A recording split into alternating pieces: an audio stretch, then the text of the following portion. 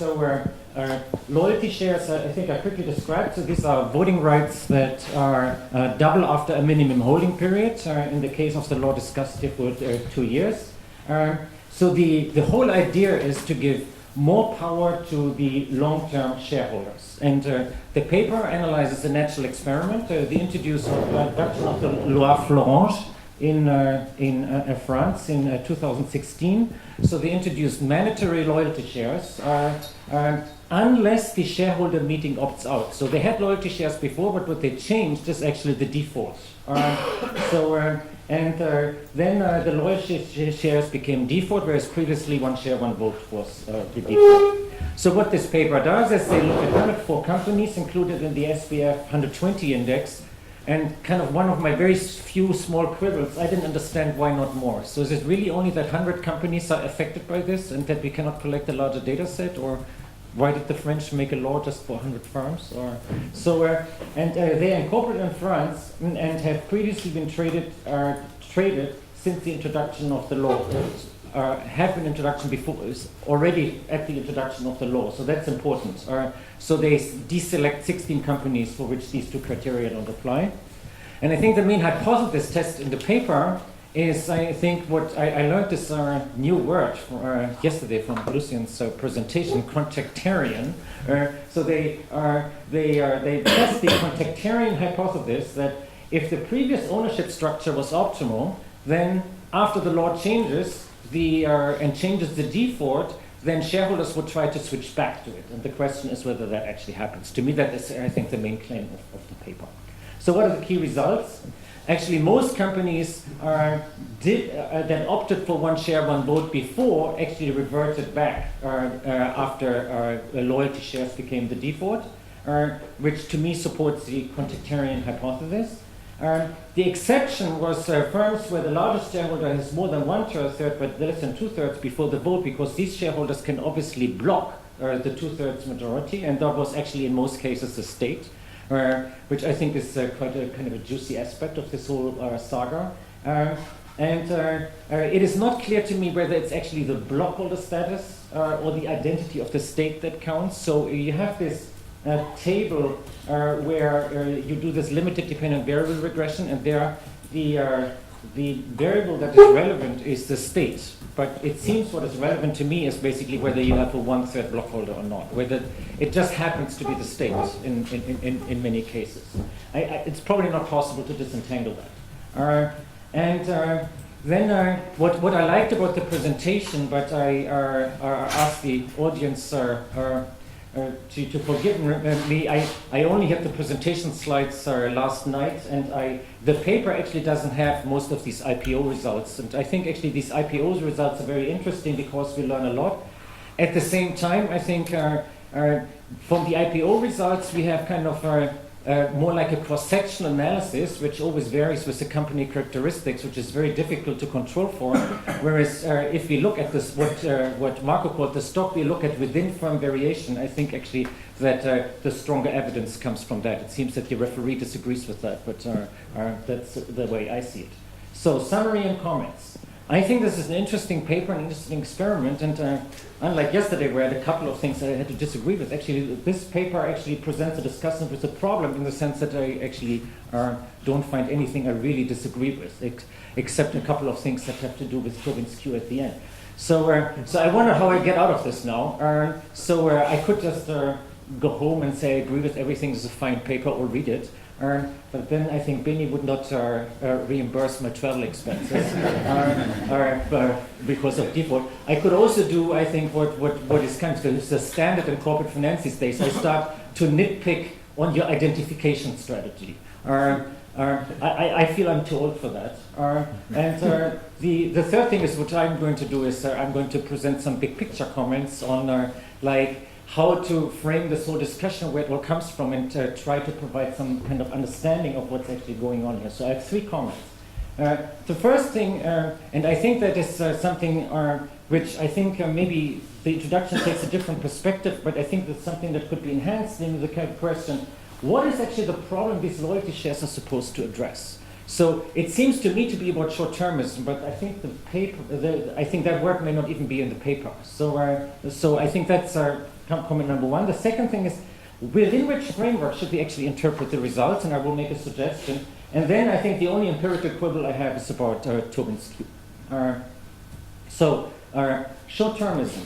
So when I looked at the paper, I think it doesn't make a big deal out of this, but to me it seems that the way I understood this discussion, also from some academics who wrote papers on the subject, like Patrick Bolton, also, that is, I think, actually what is at the forefront of this understanding. And it's interesting that you cannot find kind of a real academic article that makes a case here. So I found a couple of articles in The Economist from last year that came out very strongly identifying myopia as kind of the new problem of corporations. So I cannot point you towards a theoretical model that makes a case here, but my understanding of what is in the public discussion is the following steps. First of all, we are almost a secular increase in turnover and a secular decline in holding periods for many investors. And that is kind of identified as a source of a problem. That seems to then be connected to some kind of short-term focus of investors, to short-term earnings, quarterly reports, and so forth.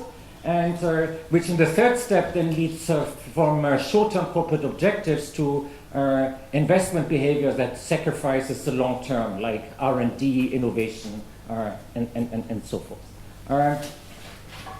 If you look at the evidence, either theoretical or empirical, it's actually hard to find. So recently, actually this year and last year, there have been a couple of papers, one by Steve Kaplan, one by Mark Rowe, who came to the conclusion that anything, the opposite of this implication of this argument actually are supported by the data. There is a little slightly older paper on the patent activity of LBOs by Josh Lerner, which is published in the Journal of Finance. So finding the opposite to what this short-termist argument would predict. I once started on a project which I abandoned on what kind of optimal short-termism. We'll talk a little bit about it. But in the meantime, a couple of other people have actually published papers on that. And the paper actually I like most is not a theory paper, but just a conceptual paper by J.B. Heaton, who says that there is a confusion between the maximization of value and the maximization of the probability of survival. So that somehow we think that the death of a company is kind of something intrinsically bad, and therefore we think that policy should be at the likelihood of survival. So what is my own take of the short-termism argument? It seems to be that there is a very kind of clear trade-off to me. On the one hand, you want a company that has some kind of discipline to ward off entrenchment of management. Now, if you want that, then you require that governance at some point intervenes, and intervenes early enough to react to some kind of early imprecise signal to keep managers on a short leash. If you don't do that, you kind of increase agency problems. On the other hand, especially if you have problems like innovation and R&D activity, you need a tolerance for failure to provide incentives for innovation. And for example, Gustavo Manzo's job market paper tried to build a model around that. So that means if you want tolerance for failure built into a contractual system, you have to have a credible commitment not to react to certain signals. So that's to me what long-termism means, and that to me is kind of the long leash. So you have a trade-off. You have a trade-off between, to some extent, you need the short leash to provide discipline, you need the long leash to provide innovation incentives, and that trade-off needs to be resolved by someone, and to me, that resolution, that's kind of my contractarian view maybe, is done best by initial shareholders at the stage of the IPO. So empirics on this, for example, there's a recent paper by Mariassunta Giannetti that finds that firms with more short-term investors, for example, adapt better to competitive shocks. So at the same time have more agency costs. So there seems to be a trade-off, even though it's not the way we expected. So I think we need more conceptual understanding of this. There's also a theoretical literature here associated with the notion of exit in the shareholder activism literature. For example, Alex Edmonds' job market paper, which shows that actually, to some extent, short-termist trading, that is exit, actually improves incentives for long-term investment. And that is because if the kind of short-termist, quote-unquote, shareholder reacts, that actually incorporates more information into the stock price, and this increase of information sensitivity of the stock price enhances the incentives of management to actually provide to engage in long-term investment, because they understand that the stock market will ultimately understand what they're actually doing. So I think to some extent this seems to be kind of at the bottom of this whole loyalty share. I need a minute more. So a loyalty share discussion, and I think that's something that I would include in the paper. The other one is how would I interpret the consequences of this law? And here I suggest that we think about this whole subject, loyalty shares, but other shares as well, from a different perspective, namely models that don't kind of build conventional models based on information, but that build on so-called differences of opinion. That is where people see the same evidence, the same signals, but they interpret them in a different way. And there are various models that have been built on this. And this disagreement, where people disagree on how to interpret the same evidence, seems to be very important when people react to ambiguous, complex information. And there have been a couple of papers on this in finance that a particular focus on the implementation of new technologies, innovation, and so forth. And that, I think, is connected to ownership structure. And I think that could be potentially the basis of a framework to think about loyalty shares as well. So Bolt and Thakur have a couple of papers on this in the Journal of Finance, where they model the private versus public decision on this basis, because the advantage of staying private is that you don't have to convince other shareholders that your vision of the future is right.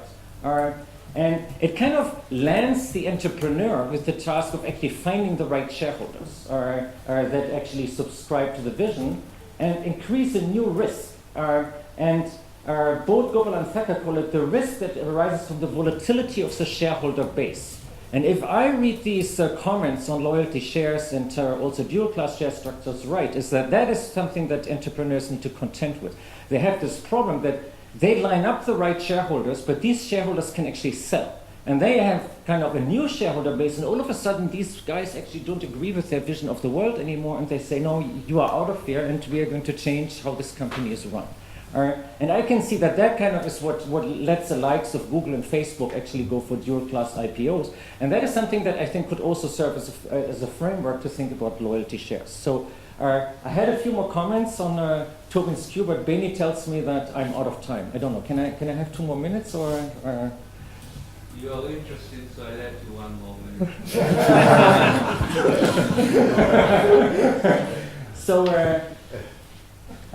So one implication of this argument is that, and that I think is what is relevant for the IPOs, that is the question, when you take this perspective, all of a sudden you have access to these loyalty shares. That actually may mean that now firms can go public that in the context of this trade-off articulated by both Gopal and Thakur would actually otherwise stay private.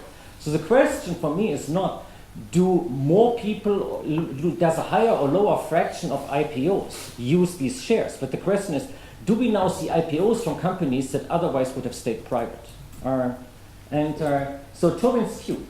Tobin's Q has, I think, is kind of the corporate finance theory, empiricist Swiss Army knife. It does everything. And the reason is that it has 3 drivers: operational efficiency, growth opportunities, and something that is, I think, often forgotten is the extent to which these growth opportunities are realized. It's a third thing that I think is relevant and which I want to focus. So assume managers always prefer projects with a higher NPV to investment ratio, which I think is something like kind of related to marginal Q. They may implement too many or too few, but they will never implement a project with a certain marginal Q without having implemented all the higher marginal Q projects before. So that's kind of my assumption. Now, what then does a higher average Q indicate? I think it can indicate higher risk aversion, higher financial constraints, and more growth opportunities. Let me illustrate. On the horizontal axis I have investment, on the vertical axis I have marginal Q. I kind of sort all the projects. So on the left here I have kind of the highest marginal Q projects. These I do first. And then I go down the trajectory. And then the textbook says I should go to this point. let's assume that that actually is what the French state does, or if it exercises these companies. And then if this is a marginal Q, then average Q is about here. So let's say this is 1.2. Now what happens if you have a family firm? A family firm has a blockholder who is, can have either frictions in raising finance, or they can have a problem with just simply exposure to idiosyncratic risk.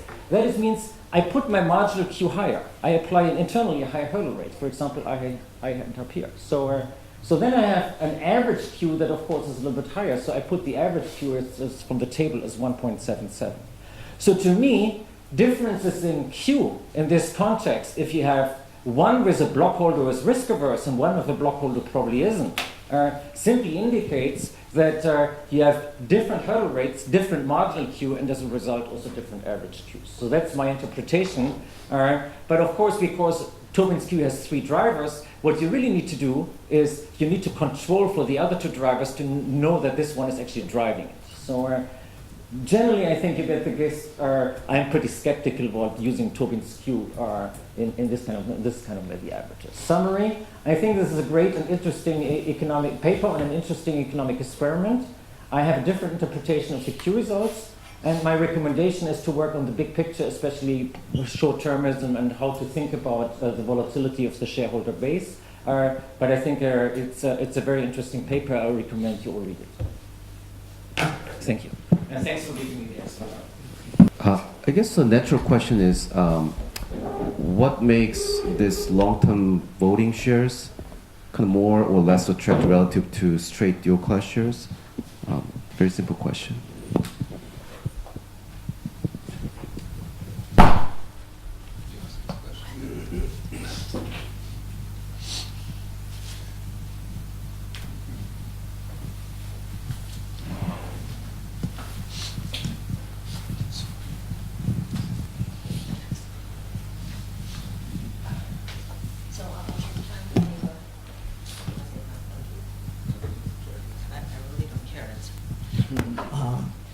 So I'm trying to think of clever ways in which people, shareholders among themselves, can agree to sort of trade in synthetic instruments, effectively trading all the cash flow rights and even maybe some of the control rights without actually relinquishing formally the ownership of a share. So if the formal ownership of a share allows you to accumulate votes, I would expect a sophisticated shareholder to synthetically approximate any form of voting regime, single share, not single share. I mean, you can play any game you want. So I wonder how long it will take for the sophisticated market participants to understand that they can game the system if they need to, and then actually trade without formally losing their control rights. And whether the companies are planning to do something to stop them. So for example, you could have some contractual restrictions on you're not allowed to issue synthetic instruments or any such thing. Of course, it will be very hard to police. Mine is the last question. Oh, sorry. Okay. So my question is more, both of you. So what is wrong with like volatile shareholders base? If you have a higher valuation shareholders and you're moving slowly, from low valuation ones to the higher valuation ones, your cost of capital is going down, and you are, in the long run issuing shares, you're better off. So, what is the purpose of what is the objective of a company to prevent this kind of short-termism? Any of you can answer it. Okay, now.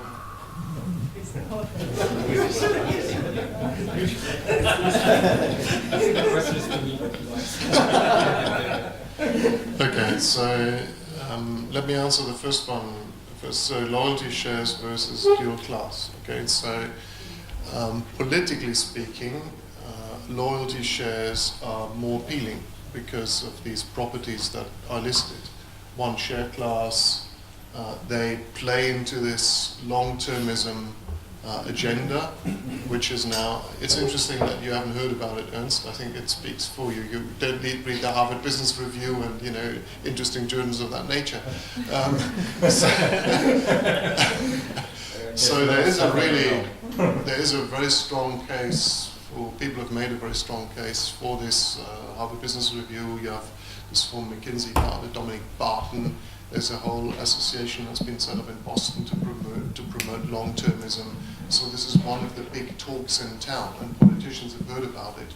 So if you introduce a share class instrument that plays into that agenda, it's just more palatable than other kind of things. Systematic evidence. Ernst is right.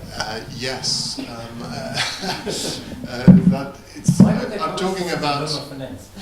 Now, if you just very concretely take the Belgian situation, Belgian companies, Belgian family companies have been asking for many years to be given a control enhancing mechanism. You have one share, one vote by law, which was introduced in the 30s, and they were refused dual class. Dual class was considered too controversial. They've read Lucian's various epistles on the subject.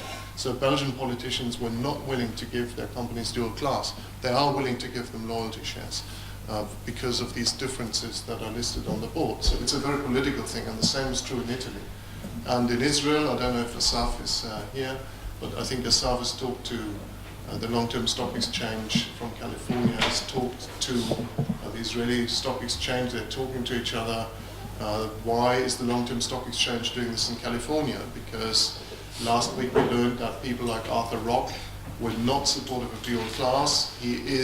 People like him are supportive of loyalty shares. So there seems to be something in this, whether it's substantial or in terms of the marketing or what have you, that makes these things more palatable than dual class. So that's maybe not as satisfactory, but that's the answer from the real world. Do you agree, Asaf? Is that? I think that well, the Israeli perspective is different, right? Because the Israeli perspective, the companies that look at this structure are ones that, for other reasons we discussed in the panel, kind of the U.S. market, they list on NASDAQ, and the U.S. market wouldn't let an Israeli company go public with a dual class. So for them, they can do the long-term stock exchange. It's a nice way to do that. But I think it also shows that there's it comes in Israel not from controlling shareholders. It comes from managers who kind of buy into the notion of the short-term, long-term. I'm not sure for the right reasons, but it's a very appealing. I think that if I were to be a little bit cynical, every manager who's underperforming would say that that's only because it focuses on the long term, whereas all the market just focuses on the short term.